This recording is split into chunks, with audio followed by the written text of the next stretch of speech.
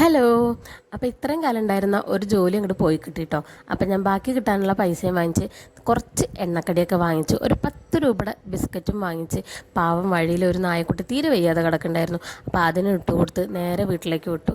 ഇനി അടുത്തത് എന്തെന്ന് വീട്ടിൽ പോയിരുന്ന് ആലോചിക്കണം. അപ്പോൾ എന്തായാലും വിഷമിച്ചിരുന്നിട്ട് കാര്യമില്ലല്ലോ, ഇനി അടുത്തത് നോക്കുക.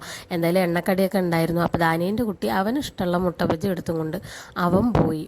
ഞാൻ പിന്നെ രാവിലത്തെ ചായ ഉണ്ടായിരുന്നു, അതൊന്ന് ചൂടാക്കി എനിക്കിഷ്ടമുള്ള സമോസ എടുത്തിട്ട് അത് കഴിച്ചു. രാവിലെ മുതൽ സത്യം പറഞ്ഞാൽ ഭയങ്കര ടെൻഷനിലായിരുന്നു. കാരണം ഇത് വല്ലാത്തൊരു എന്താ പറയുക, ഞാൻ പ്രതീക്ഷിക്കാത്തൊരു സംഭവമാണ്. അതിനെക്കുറിച്ച് ഞാൻ പിന്നെ പറയാം കേട്ടോ. അപ്പം ഞാനിത് അടുക്കളയ്ക്ക് പോയപ്പോൾ അമ്മ മുട്ട ഉണ്ടാക്കുകയാണ് ഉച്ചയ്ക്ക് ചോറുണ്ണാൻ വേണ്ടിയിട്ട്. അപ്പം ഞാൻ അമ്മോട് പറഞ്ഞു പോയിട്ട്, അമ്മ ജോലി പോയിന്ന്.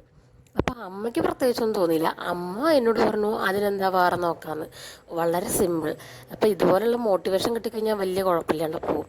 അപ്പോൾ അത് ഉച്ചയായതുകൊണ്ട് നമ്മൾ കുറച്ച് ചോറുണ്ണാന്ന് വിചാരിച്ചു. സാമ്പാറുണ്ട്, പിന്നെ ക്യാബേജ് ഉപ്പേരി ഉണ്ട്, മുട്ടയുണ്ട്, ആംപ്ലേറ്റ് ഉണ്ടാക്കിയിട്ടുണ്ട്.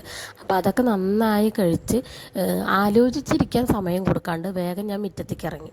മുറ്റത്ത് ഇറങ്ങിയിട്ട് കുറച്ച് ചെടിയൊക്കെ പറിച്ച് വെച്ചു, കുറച്ച് ചട്ടിയിൽ മണ്ണൊക്കെ നിറച്ച് വെച്ച് അതിനൊക്കെ നനച്ച് കൊടുത്ത് അങ്ങനെ ചില്ലറ പരിപാടിയൊക്കെ ആയിട്ട് അങ്ങനെ സമയം കളഞ്ഞു കേട്ടോ. എന്നിട്ട് 4 മണിയായപ്പോൾ നല്ലൊരു ചായയും ആ എണ്ണക്കടി ബാക്കി ഉണ്ടായിരുന്നു അതും കൂടെ